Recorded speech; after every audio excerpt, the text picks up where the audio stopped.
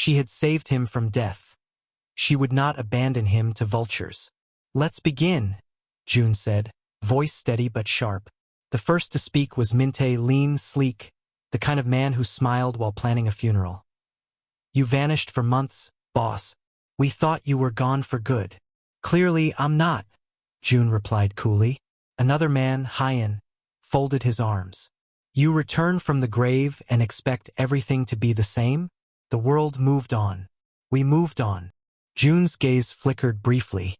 "Yes, you did. Some of you, faster than others." The air changed, heavy, dangerous. Everyone understood what he meant. At the far end of the table, an older man cleared his throat. "There are whispers, June, that someone from this very room sold your location that night. That's how the ambush happened." Mandisa's heart froze. June leaned forward, voice cold as steel. "I don't deal in whispers. I deal in facts." He clapped his hands once. Two guards entered, dragging in a trembling man, beaten, bloodied. "Park Jean," June said, standing slowly. "Driver. Loyal for 7 years. Until someone paid him to deliver me to my grave." The man's eyes darted wildly. I didn't know. They forced me." "Who paid you?" June asked quietly. "I don't." The sound of June's hand striking the table silenced the room. "I said, who paid you?" Park Jean broke down. "Hyan. It was Hyan. He said you'd gone soft. That it was time for new blood." Every head turned. Hyan froze, his face tightening into a sneer. "You believe a rat over me?" June didn't answer. He reached into his jacket, pulled a sleek black pistol, and placed it on the table. "Only one of you walks out of this room clean." Mandisa pressed a trembling hand to her mouth. The coldness in his tone terrified her, not because it was cruel, but because it was familiar. The man she had nursed had vanished. This was the Empire's king. Hyan stood slowly, his chair scraping the floor. "If you kill me, the others will see what you've become. Paranoid, broken." June's eyes narrowed. "No. They'll see what happens when you betray me." A single shot shattered the silence. Hyan's body slumped forward, a thin wisp of smoke curling from June's gun. No one breathed. June holstered the weapon and looked around the table. "This council is over. From now on, you serve me. Not the ghost of me. Not your ambition. Me." The men bowed their heads. No one spoke again. When the room emptied, Mandisa stood frozen behind the glass, her reflection pale and shaking. He turned toward her. Their eyes met through the glass, two worlds colliding in silence. She opened the door slowly. "You killed him," she whispered. "I warned them once," June said flatly. "I don't repeat warnings. That's not justice, June. That's murder." He stepped closer. "In my world, Mandisa, justice and survival are the same word." She stared at him. The man who'd once been fragile and broken in her bed now looked untouchable, carved from shadow and steel. "Is this who you really are?" she asked softly. His expression faltered, just for a heartbeat. Then he said quietly, "No, this is who I have to be." He brushed past her, his cologne sharp and clean against the air. When he was gone, Mandisa felt the weight of what she had just seen settle deep in her bones. She had saved a man who could kill without hesitation. And worse, she still loved him. That night, June sat alone on the rooftop, the rain washing over him like penance. He lifted his gaze to the storm and whispered something only the thunder could hear. Downstairs, Mandisa sat awake, staring at her trembling hands. Somewhere deep inside her, she knew. The war inside June wasn't over, and now, she was part of it. The storm had passed, but the city never really slept. From the penthouse balcony, Seoul glittered like a galaxy trapped in glass, bright, beautiful, and full of lies. Mandisa stood outside, arms wrapped around herself. She hadn't spoken to June since the night of the Blood Council. He'd gone colder, quieter, the weight of leadership pressing against him like chains made of ice. But it wasn't his silence that frightened her most. It was the way shadows followed her now. In the streets, in the mirrors, even in her sleep. That morning, Yoon-hee brought her breakfast with an unusual stiffness. "There are extra guards outside today," Mandisa said, raising an eyebrow. Yoon-hee hesitated. Mr. Ryu received word that one of his rivals resurfaced. They've been seen near the city. Rival? Yoon-hee looked down. Choi-san. The name meant nothing to Mandisa, but the way Yoon-hee's hands trembled did. "He used to be one of them?" Mandisa asked softly. "Used to be," Yoon-hee whispered, "until he tried to take everything June built." Later that day, Mandisa decided to visit the clinic nearby. Something normal, something that didn't involve steel doors and whispers of revenge. June didn't approve, but he was gone on business, and she refused to live as a ghost in his gilded cage. 2 guards followed discreetly as she walked through the narrow streets, passing bright markets, old temples, and neon signs humming over wet pavement. For a few minutes she almost felt free, until she noticed the car, a black sedan moving too slowly. She turned into a side street. The sedan turned too. Her pulse quickened. "Miss Daniels," one of the guards said into his earpiece. "Stay close." The words had barely left his mouth before the first shot rang out. The bullet hit the wall beside her, sending shards of concrete across her face. "Down!" the guard shouted, pushing her to the ground. The second guard returned fire, the street erupting into chaos. Screams, smoke, the screech of tires. Mandisa crawled behind a parked truck, heart pounding so violently she could hear it in her ears. Through the rain, she saw the shooter. A man in a black coat, his eyes cold, unhurried. He raised his gun again, aiming straight at her. Before the shot came, another sound split the air, a roar of an engine. A matte black SUV screeched to a stop. The door flew open. "Mandisa! June!" He stepped out with a fury she'd never seen before, his men surrounding him like wolves. Within seconds, the street turned into a war zone. Gunfire, smoke, shouts. When it ended, silence fell again, heavy, final. The shooter lay motionless on the wet pavement. June strode toward Mandisa, his jacket soaked, eyes burning. He knelt, hands gripping her shoulders. "Are you hurt?" She shook her head, trembling. I'm fine." He cupped her face roughly, his voice breaking through clenched teeth. "You don't leave without my word again. Do you understand?" Her eyes flared. "You think I asked for this? I don't care what you were doing," he snapped. "You could have died." The anger in his voice wasn't just fear. It was something deeper, darker. She pushed his hands away. "You can't lock me in a cage, June." His jaw tightened. "Then I'll build a world where cages aren't needed." "And who will you become to do that?" she shot back. He looked at her, soaked, furious, terrified, and something inside him cracked. Later that night, after she had calmed, he came to her room. No guards. No power. Just him. He sat on the edge of the bed. "They weren't after you. They were after me. But they'll use you to hurt me." Mandisa looked at him quietly. "Then maybe your enemies aren't the only ones you should fear." He frowned. "What do you mean?" "You. The man you're becoming." Silence. Then, softly, almost painfully, he said, "You think I've lost my soul?" She didn't answer. She didn't need to. He rose to leave, but she caught his hand. "June," she whispered, "promise me something." "What?" "If revenge is all that's left of you, don't make me watch you drown in it." He looked down at her, eyes shadowed with something close to sorrow. Then he said quietly, "You saved my life once, Mandisa. Maybe one day you'll have to save my soul too."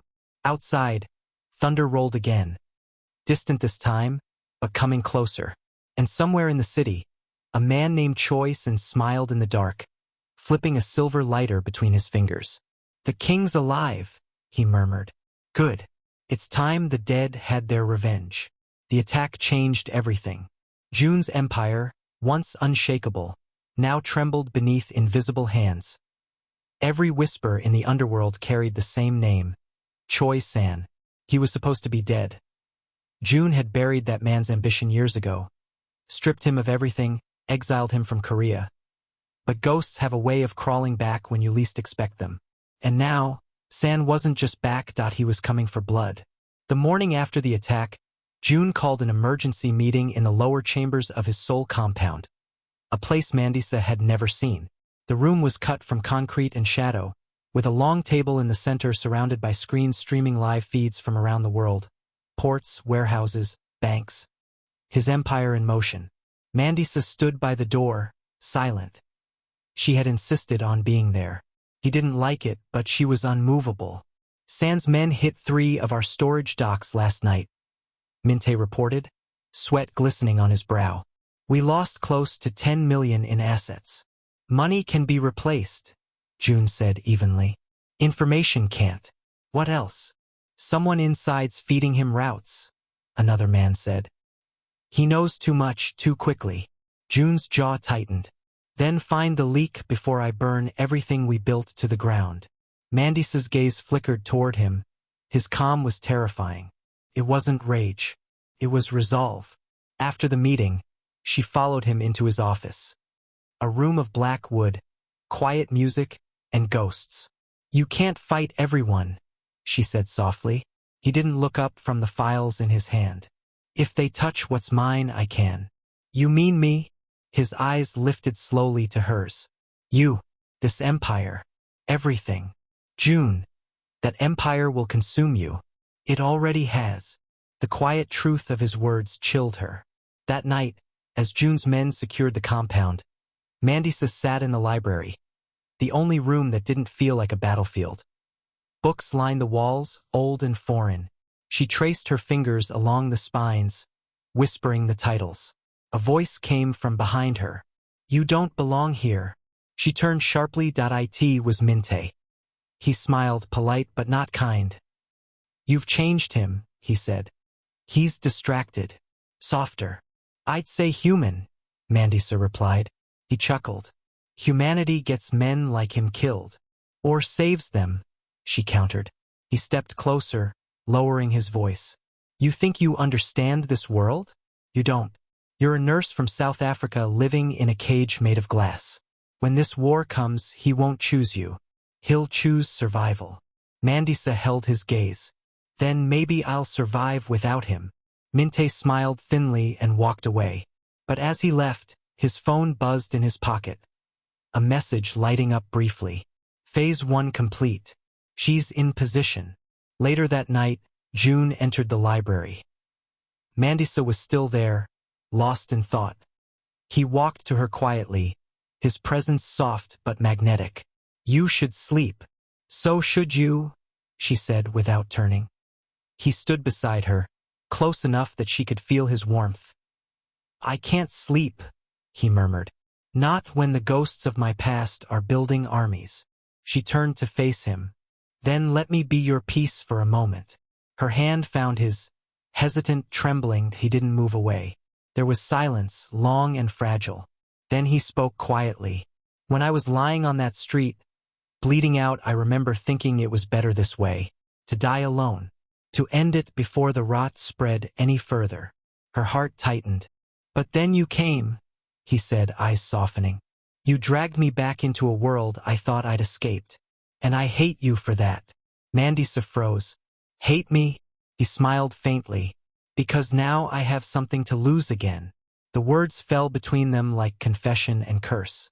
The next morning, June was gone before sunrise. His convoy moved silently through the city, heading toward the docks, to confront what was left of Choi San's men. Mandisa watched from the balcony as his cars disappeared into the mist. Something in her chest ached. A warning she couldn't name. She turned to Yoon-hee. Where's Minte? Left with Mr. Ryu, she said.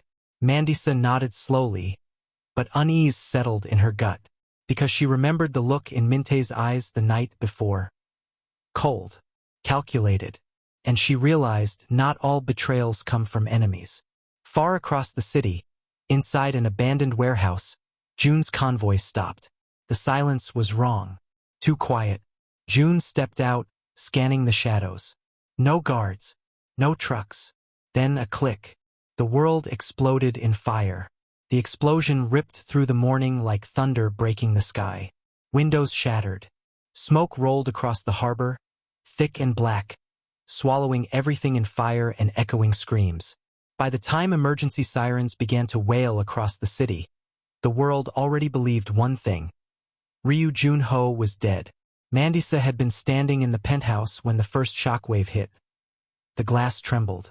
Coffee spilled across her hands. And then, the television screens lit up with chaos. Breaking news. Explosion at Hanseong shipping yard. Casualties unknown. Sources say the area was connected to Ryu Corporation. Her heart stopped. Yoon-hee, she shouted. The assistant came running, pale, clutching her phone. They're saying it was a coordinated attack. Mr. Ryu's convoy was there. Mandisa grabbed her by the shoulders. Call him. I've tried. Yoon-hee whispered, trembling.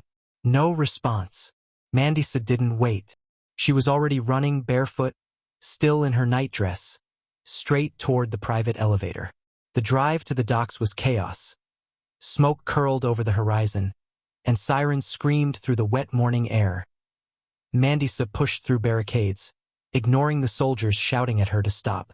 When she reached the site, the smell of burning oil and iron filled her lungs. Bodies. Fire. Twisted steel. She staggered forward, eyes wild. June! No answer. June! Her voice cracked as she stumbled through the debris, her knees scraping the broken ground. Then a faint sound, a groan. She turned. There, half buried under a collapsed metal beam, lay a familiar silhouette. June! She screamed, rushing to him. He was alive. Barely, blood streaked his face, his suit torn, but his eyes opened when he heard her voice. Mandisa, his voice was hoarse, barely a whisper. She dropped to her knees beside him. I'm here. Don't move.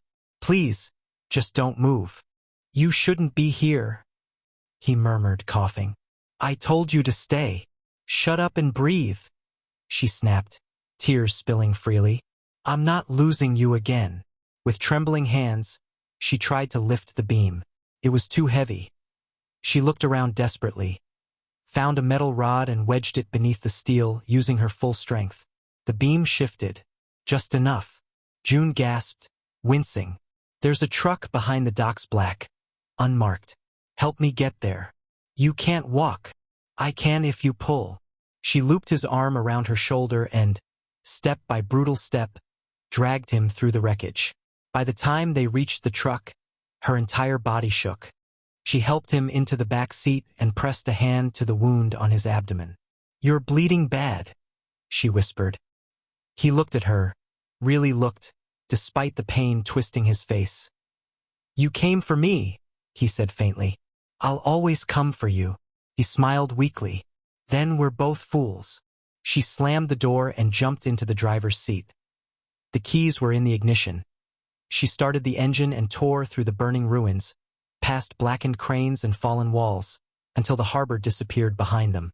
June's breathing was shallow. She could see the red soaking through his shirt. Don't close your eyes, she pleaded. June, stay with me. He gave a faint laugh that sounded more like a breath. You really should have left me dead the first time.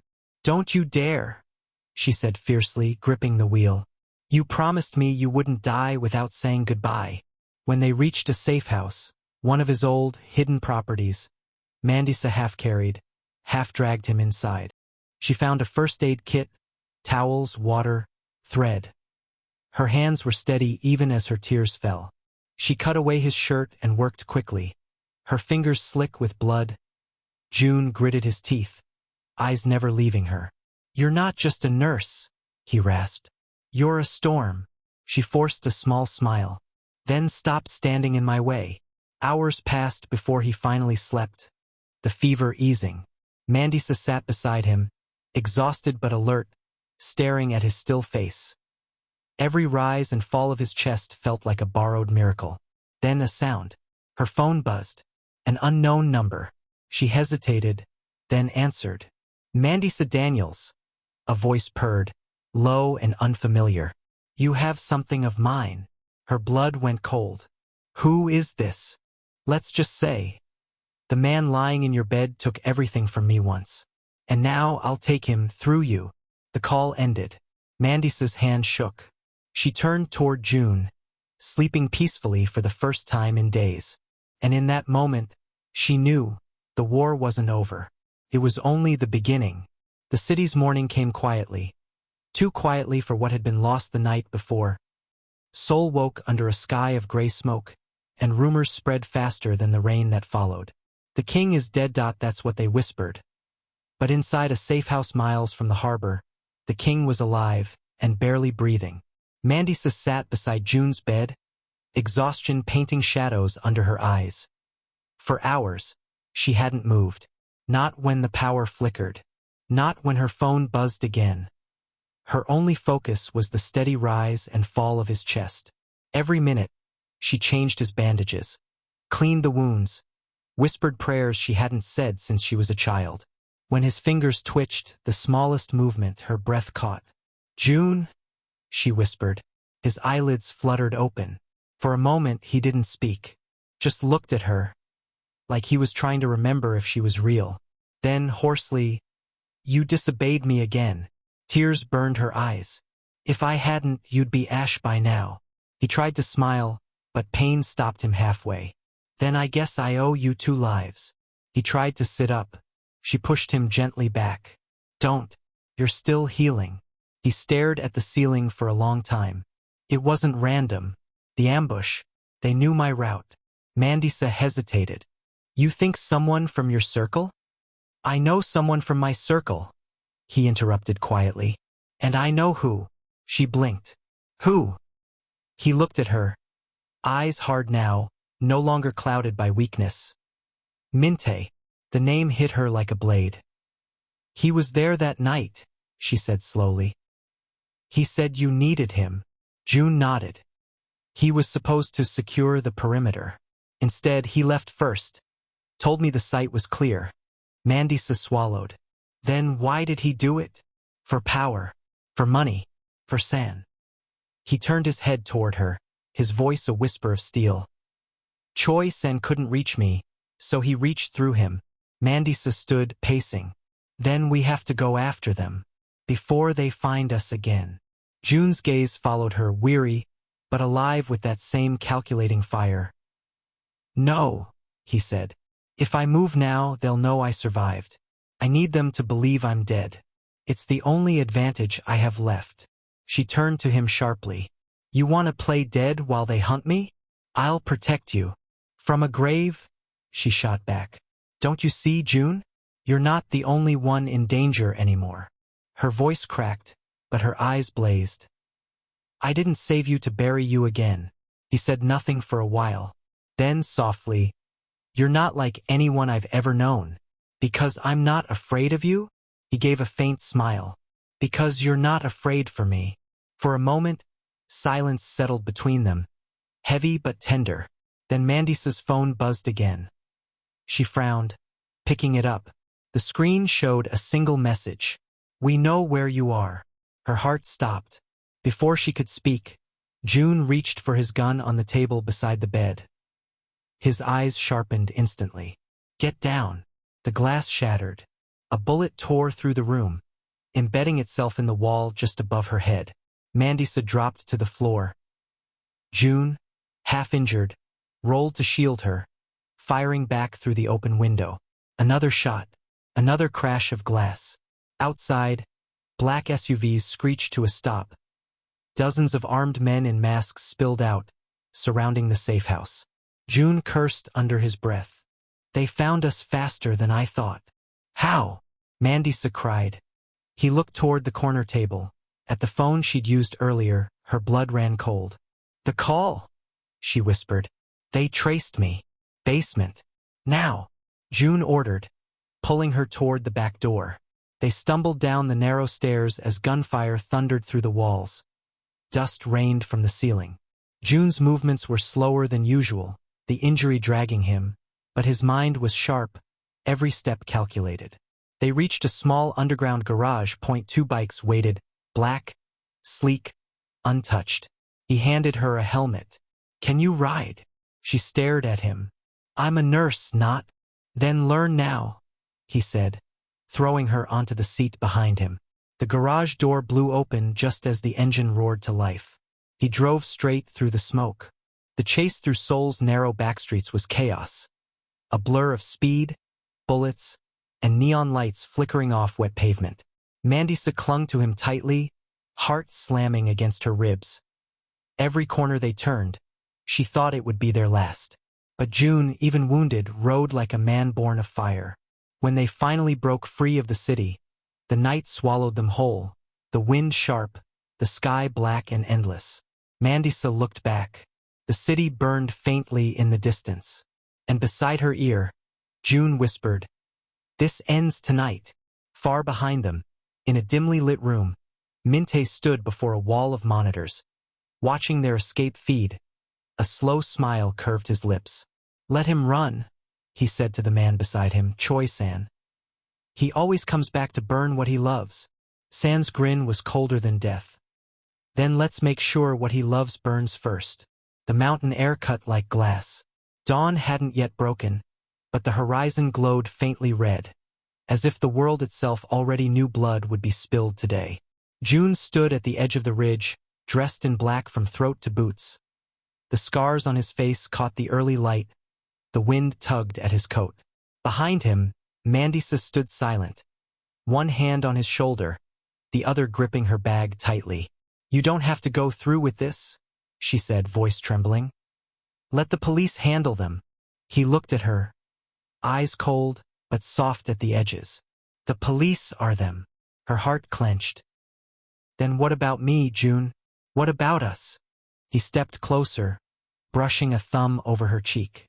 "There is no use if I don't finish this." The cabin they had escaped to was nothing but smoke now, miles behind them. The coordinates June had received last night, sent from an anonymous number, pointed here, the ruins of his old shipyard, now taken over by Choi-san's men. It was poetic in a cruel way. The same place he had built his empire was where it would end.